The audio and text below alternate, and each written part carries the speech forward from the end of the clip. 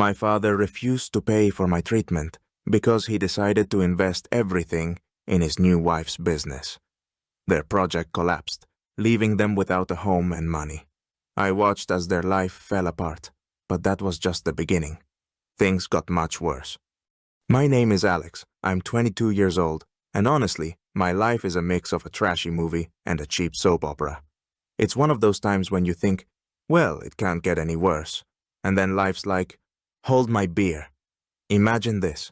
I have a serious illness, not just a cold, but something that's actually threatening my life. What do I need?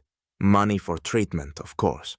Now raise your hand if you think my father, Richard, a rich guy with a messiah complex, helped me. Ha!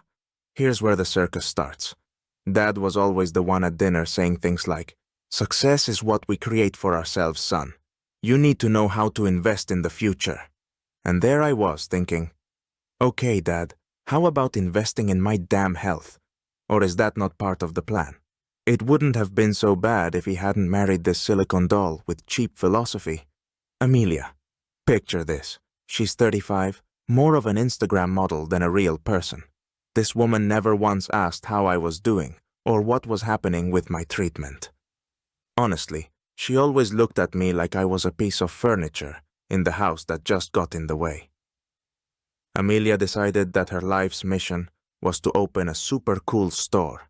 I don't know exactly what she was selling, but it looked like yet another scheme to sell air, wrapped in a pretty package. And here's where it gets really fun. Instead of paying for my treatment, Dad decided, yes, you guessed it, to invest in his wife's business. I nearly choked with laughter at the time. Really? You're betting on Amelia's dream store instead of making sure I don't die from my illness? Every time I tried to bring up the subject, he looked at me like I didn't understand the great importance of business. Well, fine, dude, invest in her. But when your brilliant project starts falling apart, don't complain that you don't know what to do with the debts. But the worst part was that I was left without treatment. I'm watching them and thinking, is this some kind of joke? A prank? But no, this is real life. And you know what? Sometimes it feels like I'm in some crazy dream I can't wake up from. You should have seen how Amelia obsessed over her brilliant project. She genuinely believed her store was going to blow up the market. And I'm not joking. She was always talking about the unique items she was going to sell. You know what it was? Some cheap junk you could find on any online store for a few bucks. But no, according to her, it was style and exclusive. I think if she sold canned air, she'd call it an innovation. Of course, Dad fully supported her. Why? Well, let's just say if your new wife is 10 years younger, you automatically start playing her games, even if it means pouring all your money into total trash. Just a year ago, Dad nearly went bankrupt when the economic crisis hit his business, but apparently he didn't learn his lesson. He decided it was better to bet on his wife's store than on his son's health. What the hell, right? Whenever I tried to talk to him, all I got was the standard response.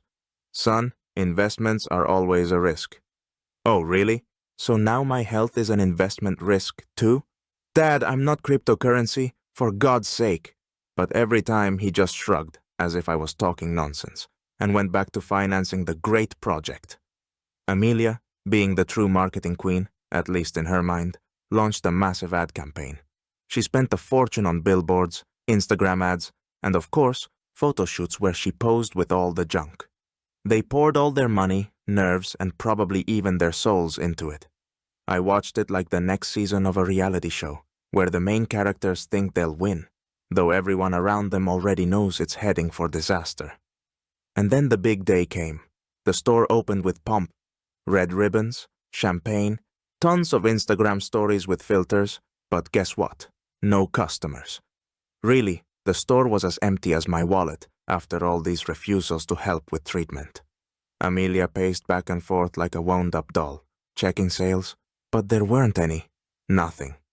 The bills started piling up on them like rain in a storm, and the store doors only opened when another delivery guy showed up with more products that, of course, no one bought. I tried to predict this outcome, but who was listening to me? A few months later, the whole thing started turning into a farce. the kind where you don't know whether to laugh or cry. Dad looked like he was about to have a heart attack. You know, like someone who bet on a horse, and then the horse just laid down and stopped moving. He became quieter, constantly nervous, and even started drinking more coffee than usual, as if that would help. Amelia, of course, continued playing the role of Miss I've got everything under control, but it looked as pathetic as trying to sell ice at the North Pole. Really, they were spending more than they were making, and it was so obvious that even I, with my young and inexperienced mind, as Dad liked to say, immediately understood. Things were about to blow up. Bills were piling up like a downpour, but Amelia still held her regal posture, as if her ship wasn't sinking, but just rocking a little. All I could think was, "Sweetheart, your business empire is falling apart, and you don't even see it." Every time I tried to talk to Dad about this circus, he acted like I didn't exist. One day, I even tried to have a serious conversation like, "Listen, Dad, maybe it's time to stop and think. You do realize this is all a disaster, right?" And do you know what he told me? "You're too young to understand how money works." Oh, really? Sure, because all I know is how to breathe and not die from an illness you've chosen to ignore. Honestly, watching them destroy not only their business but themselves, I felt a boiling anger inside me. They were literally wrecking everything, and I was just a bystander to the whole show, like standing at the edge of a cliff, watching them fall, unable to stop it. And yeah, I was filled with frustration.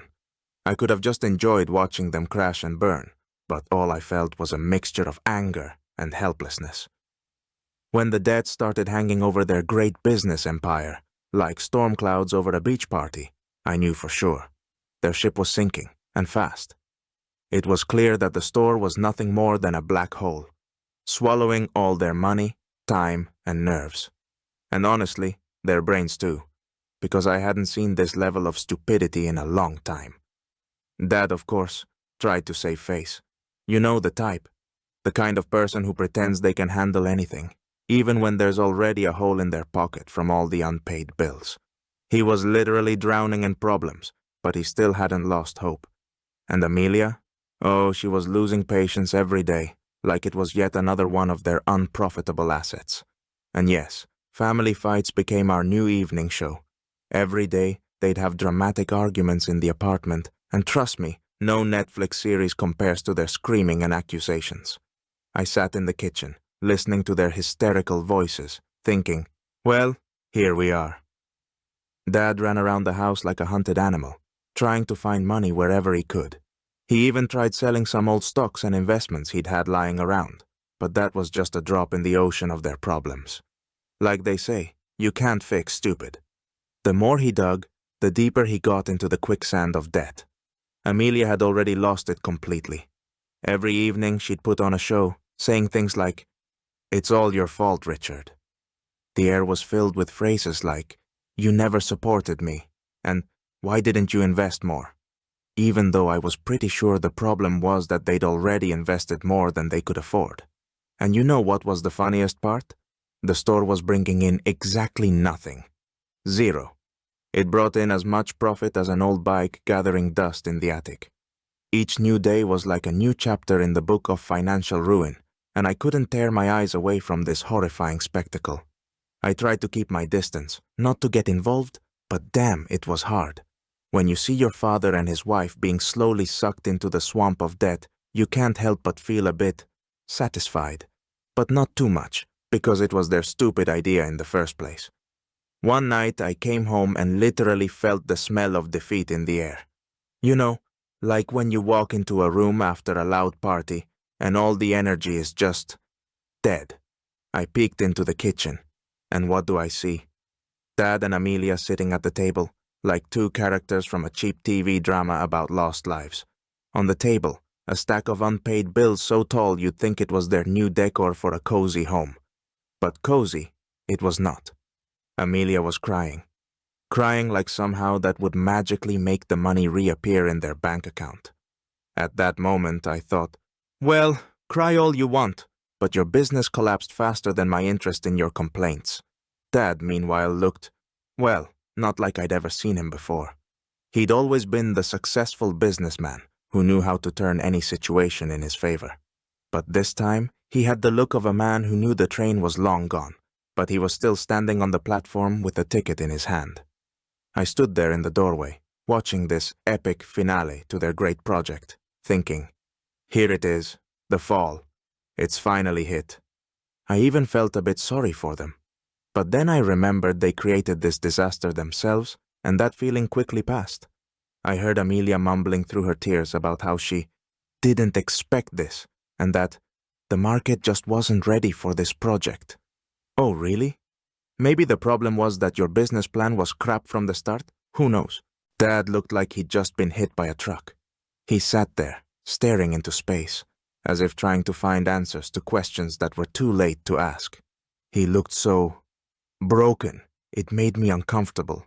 For the first time in a long while, he looked like a human being, not this cold, money-making machine.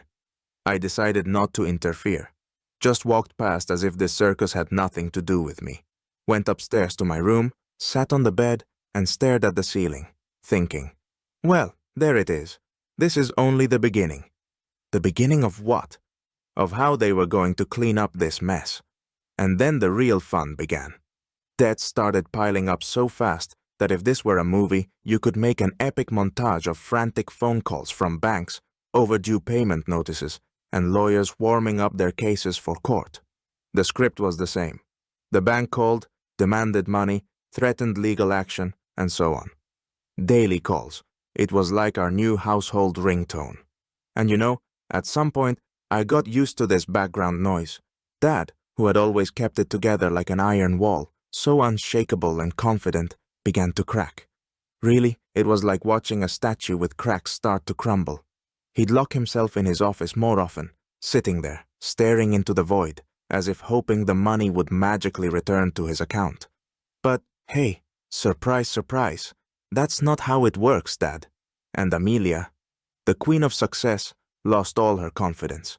You know, she used to walk around like the world owed her something, but now she was wandering around the house like she'd just been kicked out of it. She wasn't talking about her brilliant business anymore. All those conversations about blowing up the market disappeared like smoke after a fire, leaving only the bitter taste of failure. And then the family war started.